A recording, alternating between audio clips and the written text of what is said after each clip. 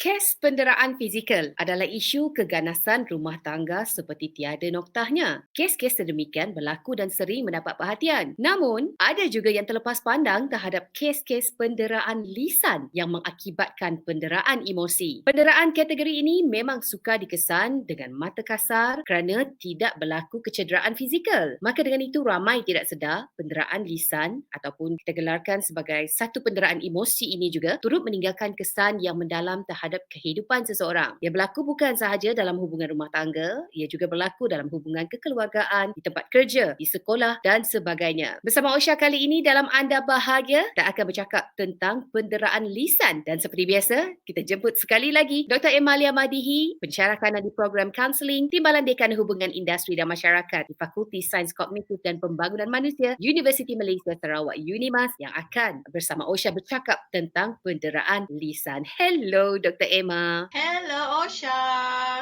Okey doktor, hari ini kita nak Ah, berbicara tentang penderaan lisan ataupun verbal abuse. Okey, terangkanlah dengan penonton kita yang sedang menonton sekarang ini, belum kita bercerita dengan lebih dalam lagi, apakah yang dimaksudkan dengan penderaan lisan? Hari ini satu topik yang kita kadang-kadang kita mungkin buat. Mungkin kita tak sedar kita buat juga sebab kita bercakap-cakap ya. Bila kita berkomunikasi, memang pentingnya komunikasi. Kita nak komunikasi berkesan. Kita nak komunikasi yang efektif. Namun kata-kata kita, perkataan-perkataan yang kita gunakan itu mungkin boleh mencederakan hati dan emosi orang yang mendengarnya. Jadi bila dah banyak sangat disakiti, kita dah jadi habit mengatakan sesuatu yang tidak enak didengar, tidak senang didengari, ia akan menjadi satu yang tidak sihat. Jadi bila kita menggunakan perkataan verbal abuse ataupun penderaan lisan, dera itu adalah satu tingkah laku yang sangat-sangat tidak bagus, tidak sihat sama sekali. Jadi bila kita berkaitan dengan penderaan lisan, ia melibatkan tingkah laku yang boleh mencederakan, membahayakan emosi, mental dan fizikal kita. Kalau tidak dibendung, perkara ini, penderaan ini, tingkah laku ini akan membawa musibah kepada orang lain. Ini menunjukkan karakter kita jugalah, ciri-ciri kita. Sebab bila kita bercakap, bila kita berkomunikasi dengan individu ataupun orang sekeliling kita ini, kita akan menunjukkan personality kita. Kita akan menunjukkan diri kita sendiri. Kita nak jadi seorang individu yang sihat, yang sejahtera, yang bahagia. So bagaimana kita hendak memilih cara kita bercakap, perkataan yang kita guna itu adalah yang baik, yang sedap didengar. Jadi kita, penderaan lisan ini adalah satu tingkah laku yang bercakap lah. Bercakap-cakap itu adalah satu tingkah laku. Jadi menggunakan perkataan-perkataan yang tidak elok, yang tidak bagus sama sekali sehingga boleh menyakitkan orang lain. So secara ringkasnya Osha, penderaan lisan ini. Dan bagaimana perbezaan di antara penderaan lisan ataupun verbal abuse dengan normal argument? Pertelingkahan yang biasa dengan penderaan lisan bila kita menyuarakan pendapat kita semua kita ada pendapat. Jadi bila kita ada pendapat, kita ada pandangan kita masing-masing, kita akan dinilai. Orang akan tengok kita macam mana kita menyampaikan pandangan dan pendapat itu. Sekiranya normal argument ini kita masih dapat bertelingkah dengan cara bagus, dengan cara berhemah, menggunakan fakta-fakta, right? Itu yang seeloknya lah. Okay, it's okay to have normal argument ini. Penting argument ini untuk mencetuskan idea, mencetuskan kreativiti pemikiran itu, tapi dengan nilai-nilai yang murni, secara berhemah. Manakala penderaan lisan ini menggunakan perkataan-perkataan yang tidak elok, saya perlu menggunakan perkataan tidak elok, dan dia akan menjadi worst, yang paling teruk, sehingga boleh orang cakap, kenapalah dia cakap macam ni, emosi saya terganggu. Penderaan lisan ini berkaitan dengan penderaan emosi dan mungkin juga penderaan mental. Contohlah peribahasa kan, lidah lebih tajam daripada pedang Jadi peribahasa itu telah menunjukkan bahawa sekiranya kita tidak berhati-hati, tidak berfikir terlebih dahulu sebelum kita bercakap, maka kita akan menimbulkan satu situasi yang tidak sihat dan tidak bahagia. Kita tak nak itu. Antara contohlah penderaan lisan ini seperti very simple yang selalu kita mungkin buat, mungkin tak sedar kita buat, name calling, memanggil orang dengan bukan namanya, mengikut tubuh badannya contohnya,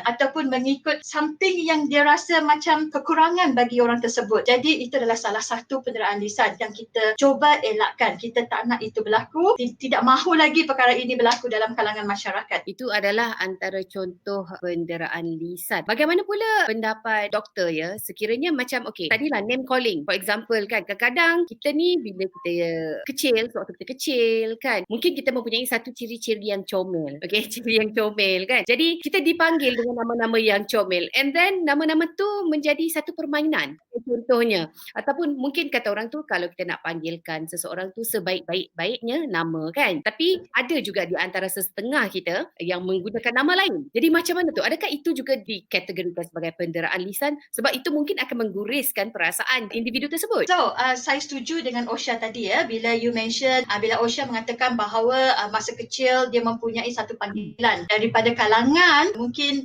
family member, ahli keluarga kan. Jadi because kerana terlalu, contohlah kalau katakanlah si baby, waktu baby kan selalunya cute, selalunya terbulat. Bila kita dah asyik bulatnya, pada waktu itu mungkin okey. Tetapi bila si anak tadi, bila dia membesar, bila dia dah mula berkawan, and then tiba-tiba si emak ataupun si datuk, si nenek cakap, oh bulat.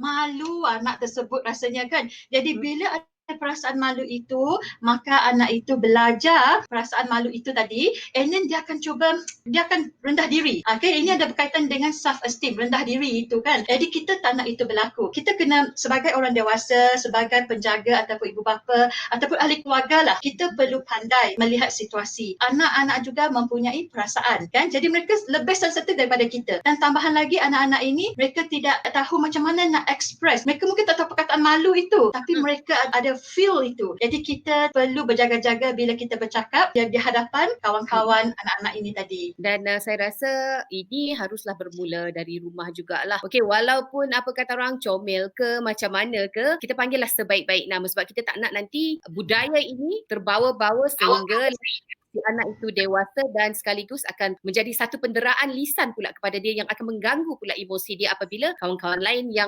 mengajuk-ngajukkan dia dan membuatkan dia rasa malu. Kepada yang sedang menonton kami, anda boleh emailkan bahagia@tvstv.my, kongsikan bersama kami apa yang tersimpan di dalam hati anda, yang terpendam di dalam hati anda. Kongsikan bersama Osha, kongsikan bersama dengan Dr. Emma. Kita akan berehat seketika dan sekejap lagi kita nak tahu apa pula kesan terhadap penderaan lisan terhadap seseorang. Jangan ke mana-mana, kembali lagi selepas ini. Anda kembali lagi bersama Osha dan Dr. Emalia bercakap tentang penderaan lisan untuk episod Anda Bahagia kali ini. Yang lain ingin berkongsi ataupun ingin bertanya sesuatu kepada pakar yang kita bawakan kepada anda, sila emailkan ke bahagia@tvstv.my. Sebelum kita bersama dengan pemanggil kita nak tahu dulu apakah kesan penderaan lisan terhadap seseorang, Dr. Emma. Kesan penderaan lisan ini amat tidak bagus, tidak sihat saya katakan ya. Itu perkataan yang saya selalu gunalah. Sebab bila tidak sihat, dia akan memberi kesan kepada mental. Cara kita berfikir, kita akan menjadi tidak rasional. Kita menjadi seorang yang sentiasa berfikiran negatif dan juga mungkin akan berkait rapat dengan emosi yang negatif. Yang itu memang sudah pasti ya. Jadi emosi yang sangat negatif, kendiri yang negatif, konsep kendirinya yang negatif itu akan memberi kesan kepada tingkah laku pula. Jadi bila seorang itu membesar, dari kecil, remaja, anak muda, masuk universiti, walaupun pandai macam mana pun, tetapi personality,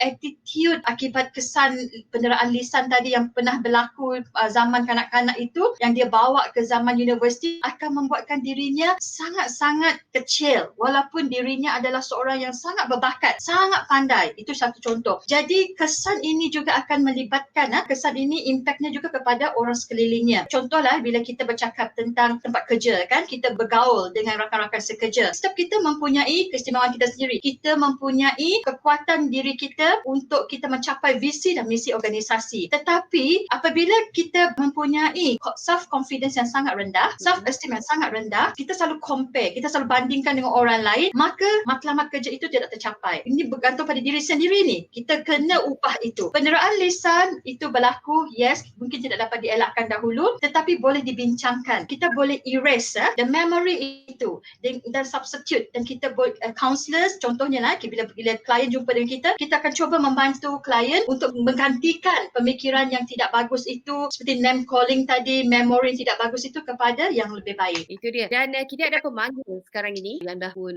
bersedia di talian dari Ibu Sarawak. Kita ada Abu Nazri. Hello Abu Nazri. Hai Osha dan Dr. Emma. Saya Abu Nazri dari Sibu Sarawak. Saya ada masalah ni. Dari kecil sampai sekarang orang panggil saya hitam. Ada yang panggil saya kicap. Ada yang panggil saya kuali hangus. Saya tahu mereka bergurau. Saya tahulah kulit saya memang hitam manis. Tapi saya okey je lah. Nak buat macam mana kan? Memang dah gelap. Cuma kadang-kadang saya tak selesa lah bila mereka bergurau berlebih-lebih. Saya macam terganggu and terkecil hati lah.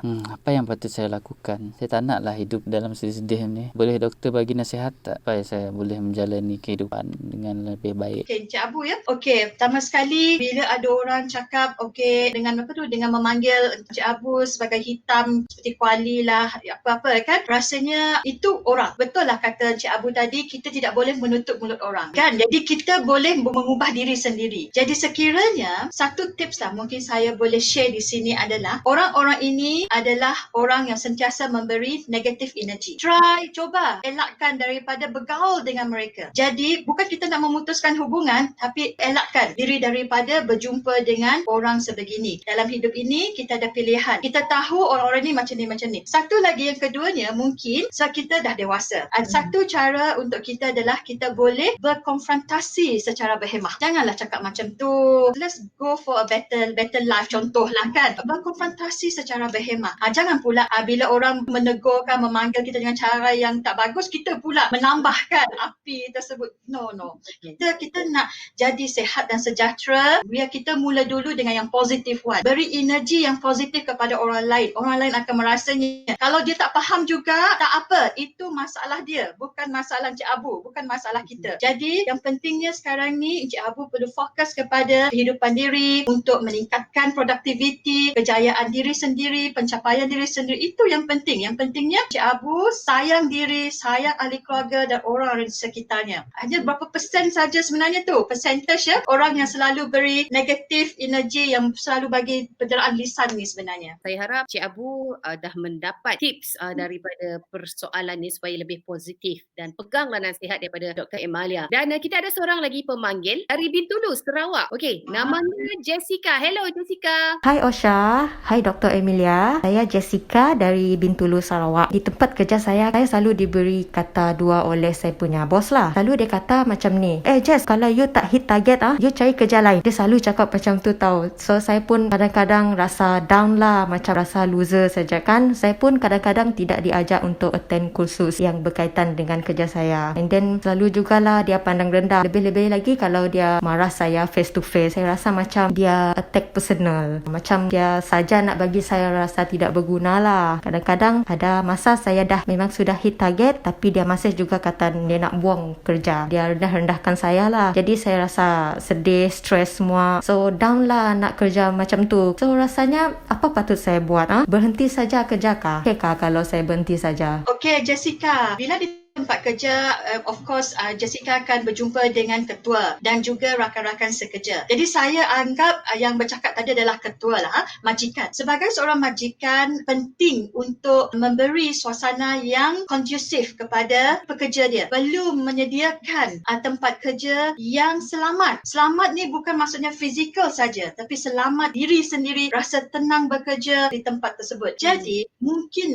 salah satu yang mungkin majikan dan mungkin diri kita sendirilah perlu ingat, kita ni deal with people. Perhubungan sesama manusia itu perlu dijaga. Walaupun kita ada kuasa, walaupun kita ada gaya kita sendiri, kita kena tahu, dan satu yang saya selalu nak ingatkan, saling hormat menghormati. Itukah dia berhenti kerja kan? Rasanya terlalu mungkin keputusan itu terburu-buru. Okay, mungkin kalau majikan boleh face to face mengatakan, you ni tak hit target, you ni macam ni kan, selalunya uni kan.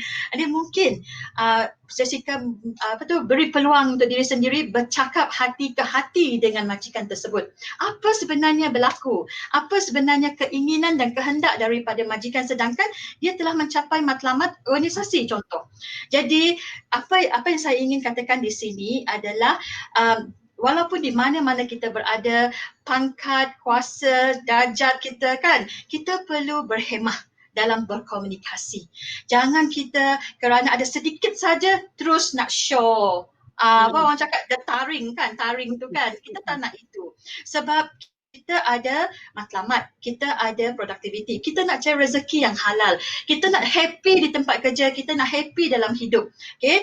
Kerja adalah satu bahagian dalam kehidupan. Kita nak happy untuk semua kan. Jadi sama-samalah, marilah kita sama-sama berpesan pada diri, let's us start to communicate secara berhemah. Komunikasi secara berhemah. Dan saya saya suka sebut dia, it's a law of attraction. Kalau kita sebut baik-baik, jadi pekerja kita pun mungkin akan mendengar yang baik-baik. Jadi dia akan rasa lebih dihargai dan dia akan contribute more. Begitu juga dengan majikan juga ataupun pengurus ke sebagai contohnya kan. Jadi kita tak boleh melihat kepada satu. Ia perlu dua-dua belah pihak haruslah berkomunikasi secara positif, always encourage each other kan. Jadi itu akan menyemarakkan lagi semangat kerjasama dan like I said, productivity untuk sesebuah syarikat ataupun organisasi. Okey, kita akan berehat seketika. Okey, kepada anda masih lagi email kami dibuka bahagia@tvstv.my. Kalau ada komen, respon anda hantarkan sahaja kepada kami. Okey, kembali bersama anda sebentar saja lagi. Teruskan bersama Osha dan Dr. Emalia dalam Anda Bahagia. Anda kembali lagi menyaksikan Anda Bahagia bersama Osha dan Dr. Emalia Madihi, pensyarah kanan di program kaunseling Timbalan Dekan Hubungan Industri dan Masyarakat di Fakulti Sains Kognitif dan Pembangunan Manusia Universiti Malaysia Sarawak. Hari ini kita bercakap tentang penderaan lisan. Okey, penderaan lisan banyak kita lihat dan sering kali terjadi dan kita dengar dalam hubungan keluarga.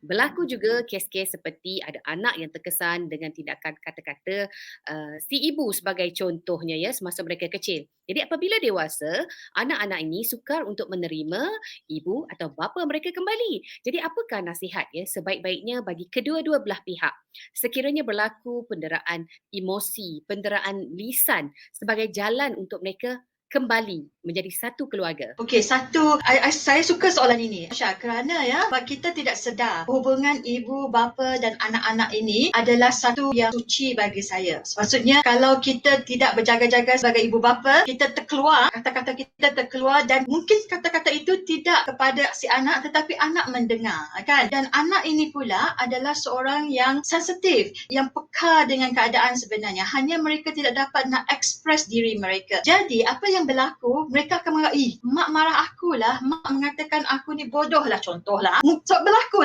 dekat luar sana, ada ibu bapa mengatakan bodoh lah, tak pandai lah, cuba lihat anak anti kat situ kan. Jadi membanding-bandingkan. Jadi bila kita bercakap tentang anak kecil, masa anak-anak kecil ini perkembangan mereka adalah tahap kognitif, perkembangan kognitif mereka. Perkembangan kognitif ini adalah berkaitan dengan perkembangan otak mereka, cara mereka berfikir, cara mereka menerima maklumat daripada deria rasa mereka. Jadi mereka akan buat kesimpulan, mereka akan menganalisa, mereka akan fikir, mereka akan perhatikan sekeliling mereka dan sekiranya kata-kata itu daripada ibu contohnya, dan ibulah orang yang dia sanjung. That's the only person yang dia lihat masa kecil kan. And then terus chop. Oh okey, betul, saya bodoh. Jadi bila ada saya bodoh ini contoh ataupun saya tidak pandai ini, dia akan membentuk konsepkan diri kanak-kanak ini. Konsepkan diri anak-anak ini maksudnya mereka akan berpersepsi bahawa mereka ini tidak pandai. Jadi bila mak, ibu sendiri mengatakan sedemikian dan si anak pula menerima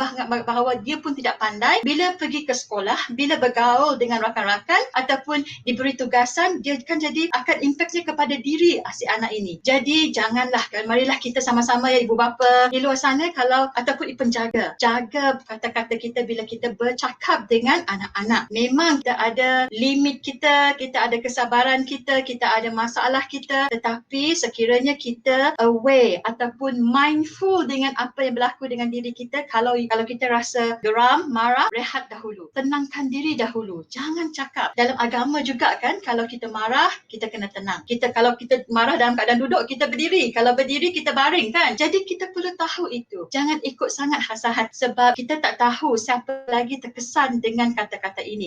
Itu satu, anak-anak. Satu lagi yang saya boleh sentuh adalah ibu bapa kita yang dah tua. Mereka juga adalah golongan yang sangat sensitif. Kita dah senyum, rasanya kita dah senyum dekat rumah, tapi mungkin senyuman itu tak sampai. Jadi si emak ataupun si bapa pula merasakan bahawa kenapalah anak aku ni tak pernah senyum dengan aku kan. Jadi kita kena berhati-hati. Jadi sebagai seorang individu lah, siapa-siapa je, tak kisah anak-anak yang muda, dewasa ataupun orang tua, warga emas kita perlu tahu diri kita. Kalau kita tahu diri kita, bagaimana diri kita, kalau something is going on yang tak betulnya, let's stop. Okay, bercakaplah dengan ahli keluarga. Kalau tak dapat, jumpa dengan counselor, jumpa dengan professional, talk about it. Sebab kita tidak mahu perhubungan ahli keluarga ini terputus. Kita tak suka itu, kita tak nak itu kan. Kita nak ahli keluarga kita bahagia, kita nak sama-sama masuk syurga kan, orang cakap kan. Jadi kita nak happy sama-sama. Jadi bagaimana pula ya Dr. Emalia, apa yang perlu kita ucapkan untuk bantu pada kanak-kanak lah yang mengalami penderaan lisan? Mungkin ada anak orang lain kita tahu kan, tapi kita ni sebagai orang dewasa, apa yang boleh kita bantu, apa yang harus kita sebut, kita ucap, kita nasihatkan kepada mereka ni? Bila kita, kalau dalam bidang kaunseling, bila klien yang muda datang, kita panggil klien minor. Klien minor ni adalah di bawah 18 tahun. Jadi mereka akan bercakap lah. Saya mempunyai beberapa kes bersama dengan anak-anak ini. Mereka mengatakan mereka kecil hati dah dengan mak. Mereka dah kecil hati dengan bapa, especially dengan bapa, because kadang-kadang bapa juga menggunakan kekerasan. Si emak menggunakan lisan, si bapa menggunakan kekerasan, dan mereka membuat kesimpulan sendiri. Jadi akibatnya si anak ni bila dah jadi remaja, mereka menjadi seorang yang rebellious. Bila mereka dah sampai ke tahap what they call that, akil balik kan, perubahan diri kan, masa akil balik itu perubahan yang 360 degree kan. Jadi mereka akan membuat keputusan, membuat penilaian sendiri. Jadi mereka mengatakan okay, I don't like my father, I don't like my mother, I hate my father kan. Selalu kan kita dengar dalam movie tu, walaupun ia sebagai movie drama ke apa, tapi berlaku sebenarnya Osha dalam kalangan masyarakat kita, sehingga boleh mengganggu suasana harmoni dalam keluarga. Apa yang perlu kita buat bila klien minor datang ke klinik, berjumpa dengan saya, pertama sekali saya akan bertanya apa yang telah terjadi. Okey, apakah kata-kata yang betul-betul mengguriskan hati beranya, kata-kata ini tidak pernah disebut, maksudnya dia simpan dalam hati kalau orang cakap kan. Jadi dia perlu keluarkan perkataan tersebut, dia perlu dengar perkataan itu. Jadi saya akan bawa klien minor ini berfikir semula, because kanak-kanak walaupun umur 12 tahun, mereka sebenarnya sudah faham. Hanya teknik kita hendak membuatkan mereka bercakap itu. Ataupun di bawah 10 tahun, kita akan menggunakan play terapi mainan, because bahasa kanak-kanak di bawah 12 tahun adalah bermain. Bila mereka bermain dalam klinik, dalam bilik kaunseling tersebut,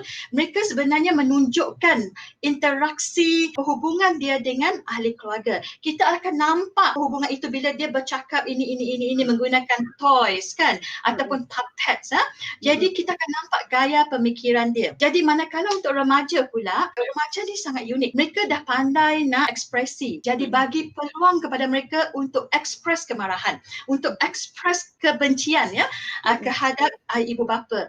So jadi bila mereka dapat ekspres, dapat bercakap, ataupun ada juga remaja yang diam. Jadi macam mana kita nak deal dengan klien macam ni kan? Jadi klien yang diam, seperti yang saya cakap, manusia itu unik Jadi kita ada satu teknik kita boleh gunakan, creative way. Cara yang kreatif seperti drawing, coloring, mewarna, melukis, melalui music. Daripada sana kita dapat melihat gaya pemikiran. Yang penting bagi saya, bila saya berjumpa dengan klien, bila saya faham gaya pemikiran mereka terhadap sesuatu isu, jadi it's very easy for me lah untuk melihat, identify intervensi mana yang lebih baik untuk mereka. Yang kita trial and error juga. Jadi kita kena faham perkara ini. Saya rasa kita dah nak berakhir, masa sangat mencemburui kita. Mungkin ada pesanan daripada Dr. Emma kepada penonton-penonton kita hari ini. ini? Hentikan penderaan lisan kerana penderaan lisan ini akan mengganggu emosi, akan mengganggu mental kita dan jaga diri. Kita kena tahu siapa diri kita. Jangan kita pula yang mendera dan kita tidak mahu didera pun kan. Jadi sayangi diri sendiri, sayangi orang lain. Kita kena berhenti kat situ. Try to think positif lah. Itu dia. Terima kasih sekali lagi Dr. Emalia Madihi, pencerah kanan di program Counselling, Timbalan Dekan Hubungan Industri dan Masyarakat di Fakulti Sains Kognitif dan Pembangunan Manusia, Universiti Malaysia Sarawak, UNIMAS. Hari ini bersama Usha dalam Anda Bahagia. Kita bercakap tentang penderaan lisan. Dan saya rasa perkongsian beliau tadi pun memang cukup padat. Tapi kalau boleh kita nak tambah lagi. Tapi masa sangat-sangat mencemburui kita. Dan juga kepada penonton, pesan saya, jangan kita hidup dek puji, jangan kita mati dek keji. Terimalah diri kita seadanya dan biasalah berkata yang baik-baik. Yang baik-baik itu akan datang pada kita. Sampai kita jumpa lagi di lain hari, di lain waktu episod akan datang. Saya Usha Basri bersama Dr. Emalia Madihi mengundur diri dalam Anda Bahagia.